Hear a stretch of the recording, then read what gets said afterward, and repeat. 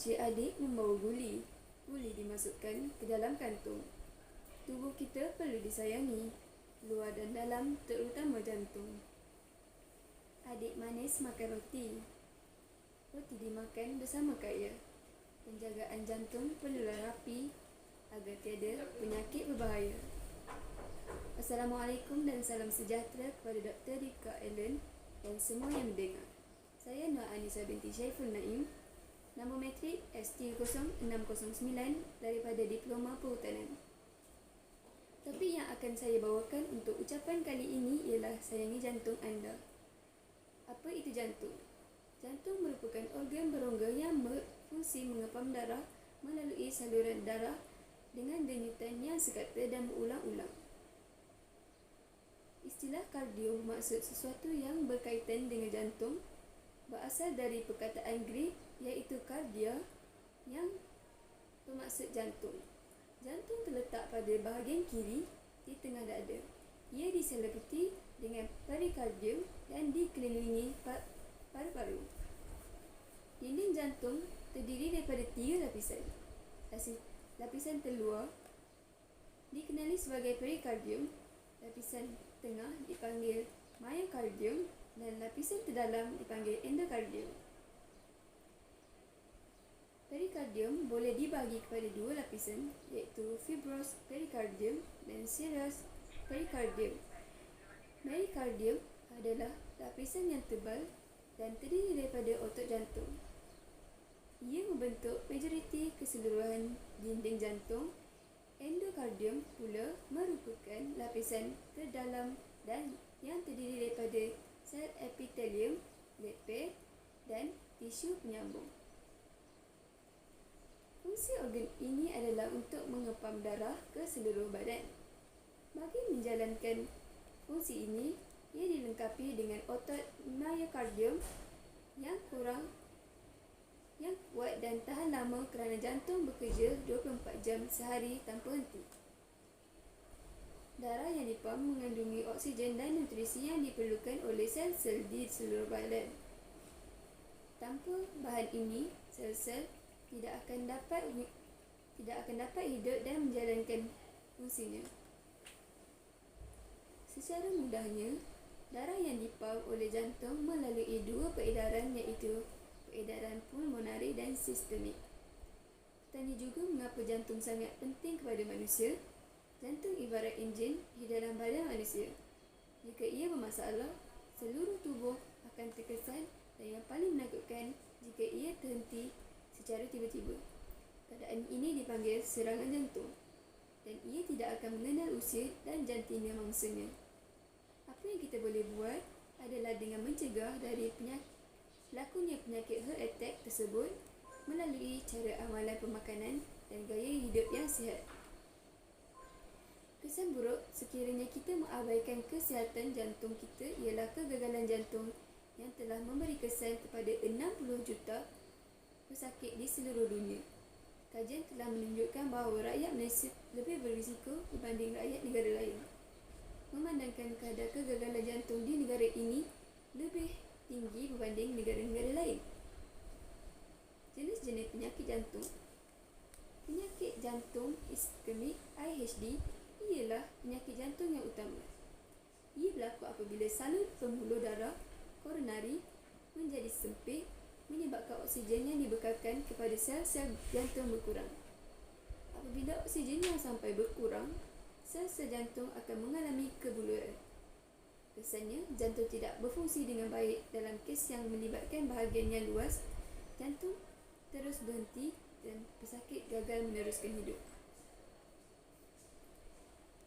Penyakit jantung kedua ialah penyakit injak jantung.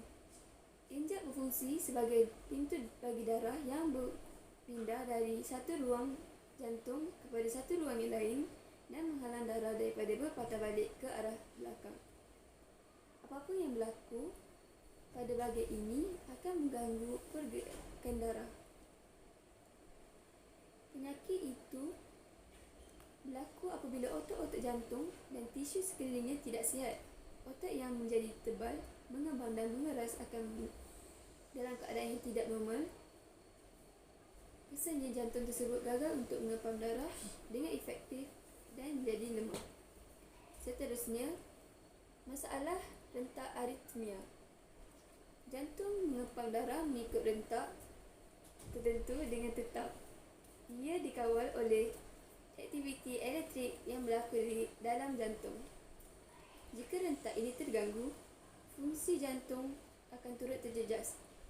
Diagnosis dibuat melalui bacaan elektrokardiogram.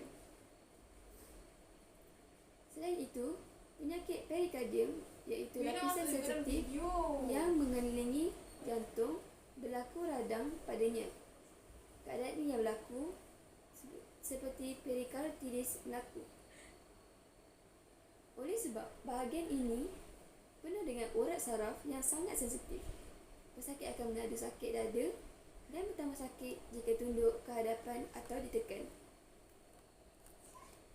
Fakta daripada World Health Organization (WHO), statistik penyakit kronik di Malaysia yang paling ramai ialah pengidap sakit jantung, iaitu sebanyak 30% berbanding penyakit-penyakit kronik yang lain, dan juga merupakan kes tertinggi bagi punca kematian di Malaysia setiap tahun. Elok kita mengenal beberapa tanda yang mungkin memberi indikasi bahawa kita ada masalah jantung.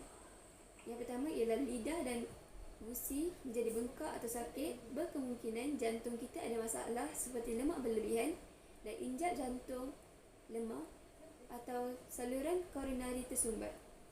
Yang kedua, terasa kebas tangan kanan dan kiri juga lengan dan sakitnya berpanjangan. Selain itu, lidah terasa tegang dan pendek. Kita akan rasa seronok dan teruja atau rasa bimbang secara tiba-tiba tanpa sebab. Serta kita akan rasa sakit di dada seperti dihempak benda yang berat.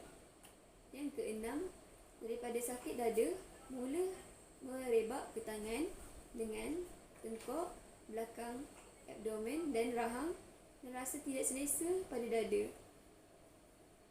Kemudian, mangsa akan batuk secara tiba-tiba dan berpanjangan atau terasa ada kahak dan sentiasa mahu berdehem.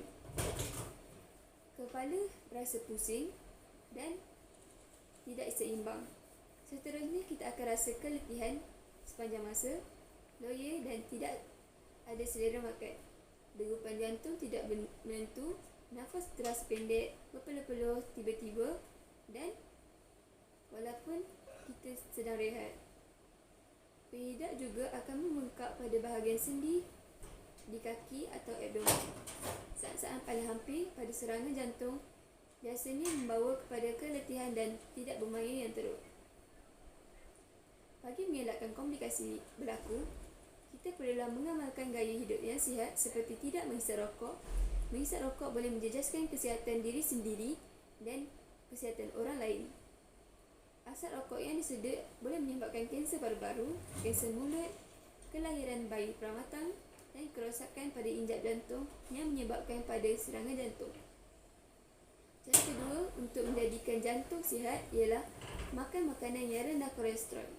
Pilih makanan yang rendah dengan lemak tepu dan kolesterol. Pilih bahagian daging yang kurang lemak dan kurangkan makanan yang bergoreng. Di samping itu adalah digalakkan untuk mengurangkan pengambilan garam dan gula. Seterusnya, tabiat bersenam membantu mengekalkan tahap tekanan darah. Selain itu, kita perlulah menguruskan stres. Stres yang berlebihan mungkin merupakan punca tekanan darah meningkat dan peningkatan beban terhadap jantung kita. Kita digalakkan untuk melakukan aktiviti seperti yoga, meditasi kerana ia membantu untuk menenangkan diri dan mengurangkan stres. Di samping itu juga kita digalakkan untuk membuat pemeriksaan kesihatan secara berkala. Contohnya 6 bulan sekali walaupun mereka yang kelihatan normal dan sihat. Meskipun saiz jantung kecil, namun peranan yang dimainkan olehnya agak besar. Apatah lagi, penyakit jantung adalah pembunuh nombor 1 di Malaysia. Maka peliharalah organ berharga ini Dengan mengamalkan pemakanan dan gaya hidup yang sihat, kepantasan anda mendapatkan rawatan mampu menyelamatkan nyawa kita. Sayangi jantung, sayangi nyawa anda. Sekian dari saya, terima kasih.